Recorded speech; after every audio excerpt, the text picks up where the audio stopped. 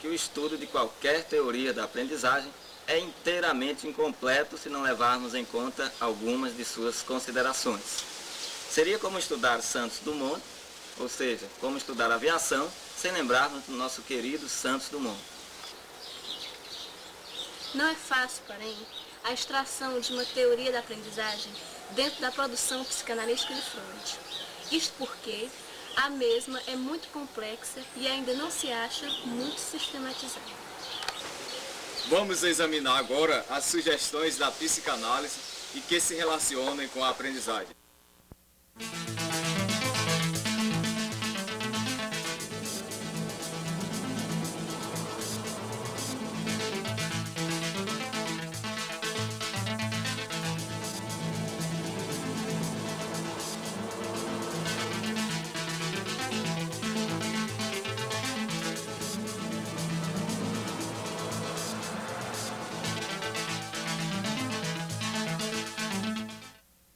As interpretações mais antigas da conduta humana partem do princípio de que o homem procura o prazer e evita a dor. Consequentemente, todas as teorias da aprendizagem levam em conta esses fatores. Indiscutivelmente, para se controlar a aprendizagem, é necessário que haja recompensa e punição, pois provocam prazer e desprazer em quem aprende.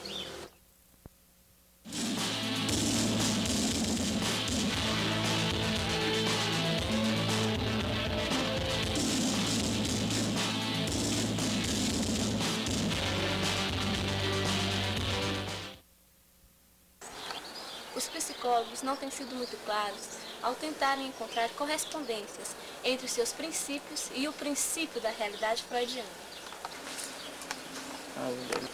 Também para Maurer, a lei do efeito está relacionada com o princípio do prazer. Porém, relaciona a solução do problema por ensaio e erro a esse princípio e não ao princípio da realidade.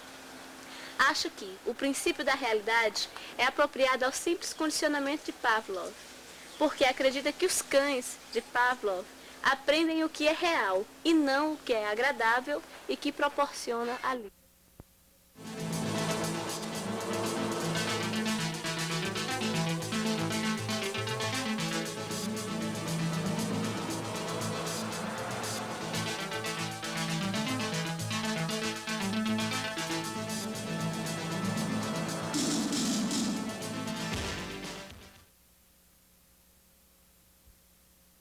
Observe esta geladeira, por exemplo.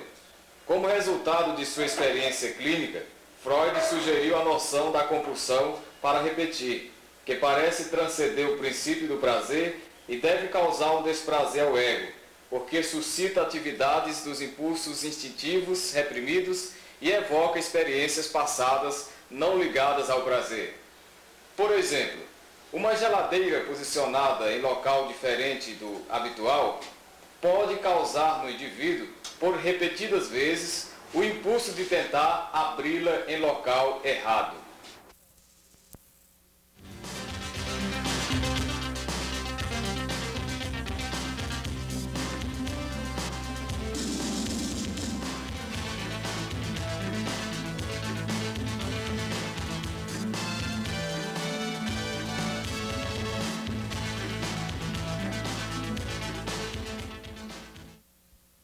Existem 3 tipos de ansiedade, dos quais a primeira não se distingue do medo. São elas: ansiedade objetiva, ansiedade neurótica e ansiedade moral. O que seria essa ansiedade objetiva? É aquela ansiedade real, diante de um perigo, real ou antecipado. Como é que se dá essa ansiedade objetiva? Por exemplo, ao nos depararmos com uma cobra, automaticamente e instintivamente, nós temos, gera uma certa ansiedade e nós criamos aquele medo, que é a ansiedade objetiva. Porque a cobra não é um animal familiar, não é um animal doméstico. Então, à medida que nos deparamos com a cobra, gera o medo e gera a ansiedade. A ansiedade neurótica, o que seria a ansiedade neurótica? Ela é de caráter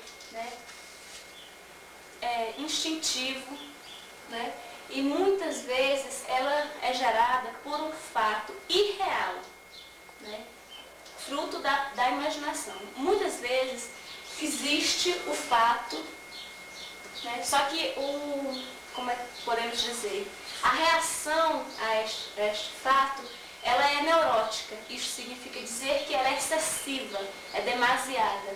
A reação a determinados fatores, mesmo quando eles são reais, se dá de forma excessiva, que nós poderíamos chamar, na linguagem freudiana, de reação neurótica.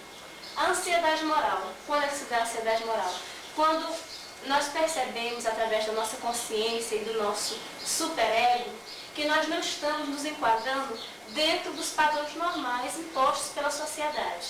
Então, à medida em que nós não nos enquadramos dentro desses padrões, nós sentimos, por muitas vezes, vergonha, sentimento de culpa, por estarmos em dissonância, em discordância com esses padrões. Um exemplo que nós poderíamos ver seria a gravidez precoce, né? A gravidez na adolescência, a mãe solteira.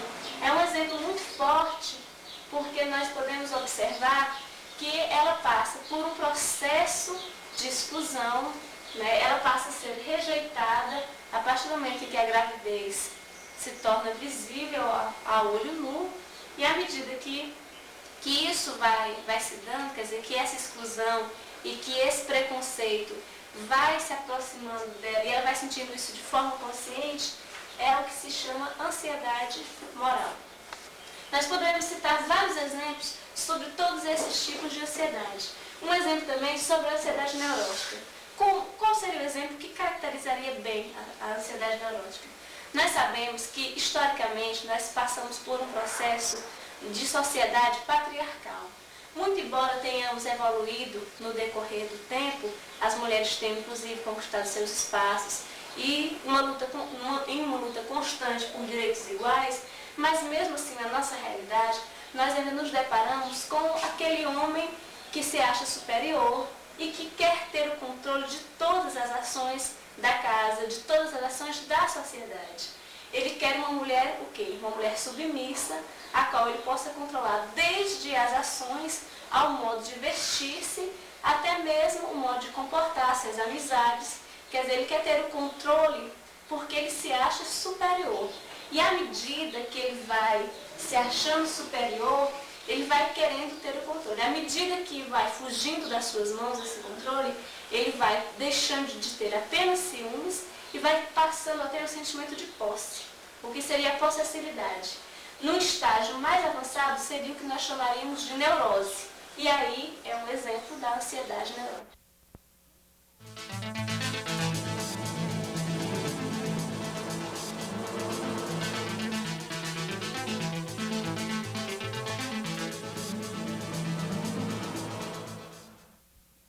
A associação livre da psicanálise pode ser realizada através do teste de diagnóstico, como por exemplo o teste de QI que já fizemos anteriormente em aulas passadas, onde há uma relação entre as palavras respostas e o tempo gasto para respondê-las.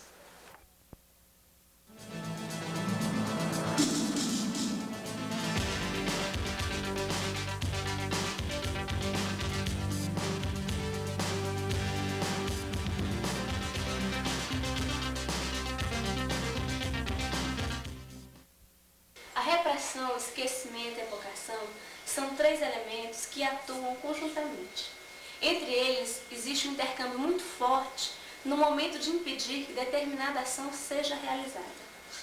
Nós podemos citar o exemplo da criança no seu momento inicial na fase escolar.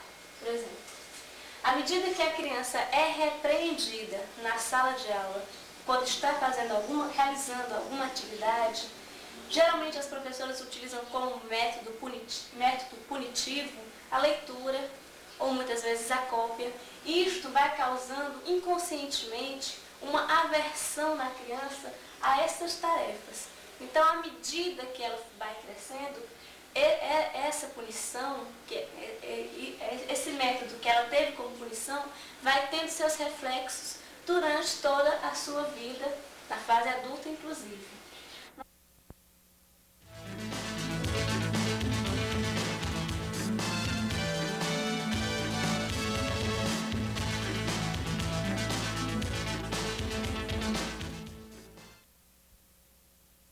fixação apresenta dois tipos de significados que estão relacionados entre si com a teoria psicanalítica. O que seriam esses tipos de fixação? Seria o desenvolvimento interrompido. O desenvolvimento interrompido seria mais ou menos assim. Aquela pessoa que já é adulta e que ainda permanece, ele ainda permanece com atitudes infantis. Na sala de aula, por exemplo, a gente pode constatar isso. É o tipo do jovem, do adulto que qualquer besteirinha já provoca uma risada, às vezes de uma forma desordenada e fora de tempo. Quer dizer, seria você ser um adulto e agir de forma infantil. E em segundo seria o sentido de hábitos fixos. Seria mais ou menos assim. Seria a pessoa que já tem um estímulo à violência. Então qualquer provocação, ele acha que a saída é resolver de uma forma violenta, né? A violência resolveria qualquer problema.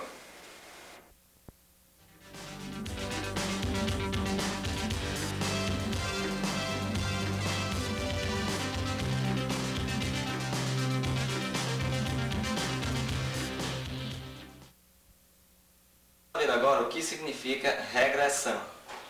Regressão é quando o indivíduo retrocede e passa a executar comportamentos anteriores, bastante antecedentes. Existem três tipos de regressão que nós vamos conhecer agora. A regressão instrumental, a regressão de idade e a regressão pela primitivação. Na regressão instrumental, o indivíduo passa a exibir um comportamento substituto de um outro comportamento anterior. Digamos que ele não consiga realizar uma determinada ação e ele passa a realizá-la de forma executando um comportamento anterior que havia sido feito por o mesmo indivíduo anteriormente. Já na regressão de idade, como o próprio nome já diz, há uma volta a comportamentos bastante antigos quando realizávamos até atitudes infantis de criança.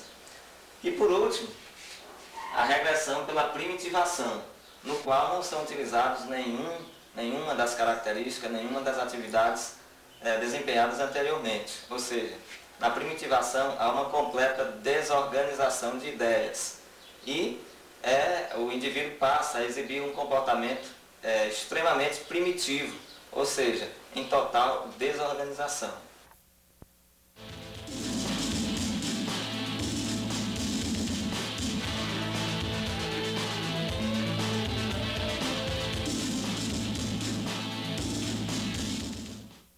Nós veremos a última das concepções psicanalíticas que influíram na teoria da aprendizagem. Essa última concepção é uma das quais Freud mais se dedicou nos seus últimos anos de estudo. É a agressão e seu deslocamento. Segundo Freud, o deslocamento da agressão se dá quando a frustração leva à ação agressiva. O deslocamento da agressão se dá quando o objeto causador da frustração é algo inacessível ou desconhecido. Acho que todos nós já passamos por momentos nos quais nós escolhemos um bode expiatório. O que seria esse bode expiatório? É a vítima, da nossa agressão. Quer dizer, muitas vezes uma pessoa que não tem nada a ver com os nossos problemas, que está totalmente alheia e não é, de nenhuma forma, um dos fatores, um dos elementos que levaram à frustração, que nos fizeram ter ações agressivas. Então, esse deslocamento se dá muitas vezes porque o objeto causador da frustração é inacessível ou desconhecido, e aí terminamos descarregando os chamados bodes expiatórios.